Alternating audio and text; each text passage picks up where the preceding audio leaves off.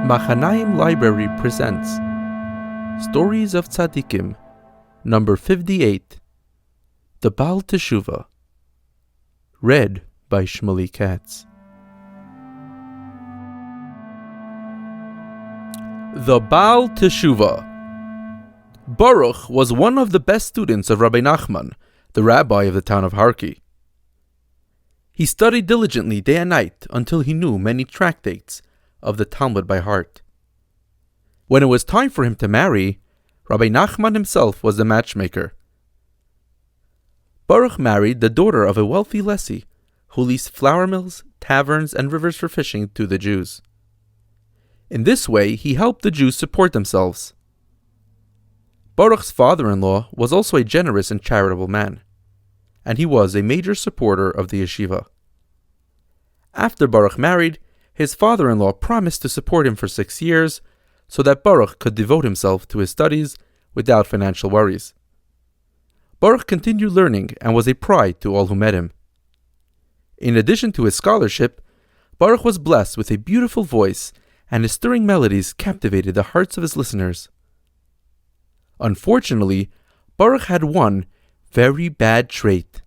He loved honor. Baruch desired to be wealthy and respected.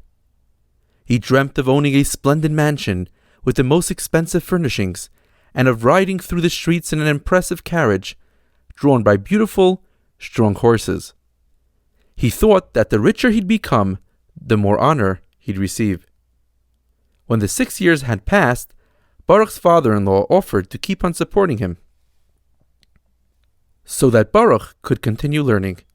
But Baruch wanted to go into business. He asked his father-in-law to give him some land instead. His father-in-law agreed and gave him a large piece of property. Baruch immediately showed great business ability. He employed many workers for his fields. They planted wheat, vegetables, and fruit orchards. He also had a large farm where he raised thousands of chickens. Baruch's wealth grew from day to day. So did his greediness. He soon became friendly with the landowners, whom he did business with. From time to time, they invited Baruch to their homes and parties, especially since they loved hearing his beautiful voice. Baruch was always glad to be in their company and to entertain them. "Rachel," Baruch said to his wife one day, "do you know that next week we are invited to a great party at the home of the wealthy Poritz, Polish landowner, Kuchalski?" "So what?" said his wife. "What have we to do at a party of non-Jews? They drink, get wild, and use foul language. It is no place for a Jew. We ought to stay away from such parties." "You don't understand," said Baruch angrily. "I must attend this party.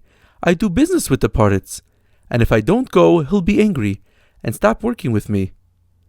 Besides, I want to show these Gentiles that I, a Jew, am just as rich as they." Baruch traveled to the city and ordered an expensive suit. He also bought himself a beautiful chariot with 2 fine horses and hired a driver in uniform. The landowners were gathered around beautifully set tables. They ate and drank and were quite merry. Baruch sat next to the Poritz, Kuchalski, dressed in his finest. At first, he was a bit uncomfortable amidst the rowdy crowd. As a Jew, he was accustomed to parties connected with some Jewish occasion, where Jews drank only enough to wish each other l'chaim, and where Jewish songs and words of Torah were heard. Suddenly, the Poritz called to Baruch, "Hey, Baruch, here's a glass of wine. Drink and be merry with us." For a moment, Baruch hesitated. A Jew is forbidden to drink the wine of non-Jews. How can I drink this wine? He thought to himself. But when he noticed everyone looking at him, he didn't have the courage to refuse. He lifted his glass and drank. Immediately, he felt more at ease. He drank a second glass and then a third. Soon he was pretty drunk. Banging on the table, he announced, Listen up, everyone. I am going to sing and play the violin for you." Baruch was given a violin, and he began to play and sing Polish songs. When he was done, he received a great round of applause. "Wonderful! Fantastic! We love you!" the guests called out. Baruch was pleased that they accepted him as one of their own. "I must show them," he thought, "that a Jew can also be wealthy and respectable." From that day on, Baruch was different. He began to dress like the Polish landowners and joined them regularly at their parties. He gradually began to behave more and more like them, and less like a Jew. He stopped going to the synagogue, stopped observing mitzvos, and even began to desecrate the Shabbos. Everyone knew that Baruch had strayed from the Jewish path. Rabbi Nachman, the head of the yeshiva, was sitting in his study, thinking. News of Baruch's behavior had reached his ears, and he was greatly pained. Baruch had been one of his best disciples. Rabbi Nachman decided to ask Baruch to come see him. He hoped that he might succeed in getting Baruch to change his ways. Rabbi Nachman called for his loyal student, Yosef, and said, "Yosef, please do me a favor. Travel to the home of the wealthy Baruch and tell him that I wish to see him." Yosef hurried to do as Rabbi Nachman requested. He arrived at Baruch's mansion towards evening. A servant in uniform greeted him at the door. "May I speak with the master?" asked Yosef. "Wait here, and I will see," said the servant. A few moments later, Yosef was admitted inside. Beautiful paintings adorned the walls, and in the center of the room, on a gold-embroidered couch, sat Baruch. "Who are you, and what do you want?" asked Baruch. "I was sent here by Rabbi Nachman. He wishes to speak with you, and he asked me to invite you to his home." "I have great respect for my rabbi of long ago, but I do not care to go to him. If he wishes to speak with me, I'll send a carriage to pick him up. We can talk over here," said Baruch. Baruch wrote a short letter inviting Rabbi Nachman to his home. Yosef took the letter and returned to the yeshiva. Rabbi Nachman paced back and forth in his study. He was thinking whether or not he should go to see Baruch. Finally, he decided to go. He set off in the carriage that Baruch had sent. Rabbi Nachman also brought along 10 of his students so that he'd be able to pray with a minyan while he visited Baruch. Baruch greeted Rabbi Nachman warmly. He was not ashamed of his deeds or his lifestyle. In fact, he was very proud to show off his beautiful mansion and his great wealth. It ached Rabbi Nachman to see what had happened to his student, and he cried out bitterly, "Such materialistic wealth, yet such spiritual poverty!" He pleaded with Baruch to change his ways and to return to the Jewish fold. Baruch listened with a smirk on his face. He then said to his rabbi, "It's a pity you went out of your way to come to see me.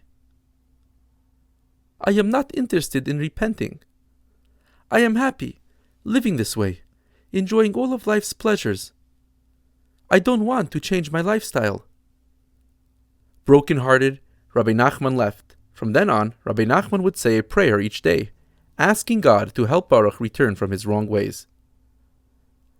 Baruch stood in his apple orchard, smoking a pipe and watching his men working. Suddenly, one of the workers, a bearded, devout-looking Jew, caught his attention. "What is this Jew doing here?" wondered Baruch. "He does not look like my other employees. I wonder what brought him to take on such a hard job."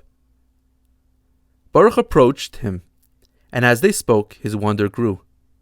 This Jewish worker was a wise and learned man. Baruch was very impressed. Thereafter, he would often engage himself in long conversations with this worker. Baruch had many heretical ideas and had a habit of talking to Jews, attempting to prove to them that his ways were just. The Jews never liked talking to him and responded curtly to his arguments. But this worker, Reb Azriel, would always listen patiently and then reply with clear, convincing answers. This Jewish worker was not just any worker. He was a God-fearing scholar and a student of the Baal Shem Tov. The saintly Baal Shem Tov saw Baruch's situation and wanted to help him. He therefore sent his student to Baruch so that he might help him return to the Jewish fold. Reb Azriel was successful in his mission. After many long conversations, Baruch finally realized how mistaken he had been and how low he had fallen. Filled with regret for his wrong deeds, he turned to Reb Azriel and said, "Please show me how to repent. Now I see how great were my sins. I am tired of living this empty life, and I long for a life of Torah and mitzvos." Baruch left his estate and returned to his family in the town of Harki. He went to see Rabbi Nachman, who welcomed him with open arms. "My Rabbi," cried Baruch, "I have returned to you because I wish to repent and live as a Jew once again. Will God ever forgive me?" Tears of joy flowed from Rabbi Nachman's eyes. "It is never too late to repent," he told Baruch. Baruch repented with a whole heart. He tried to make up for the years he had wasted and prayed for forgiveness. Baruch spent the rest of his days studying Torah and observing mitzvos.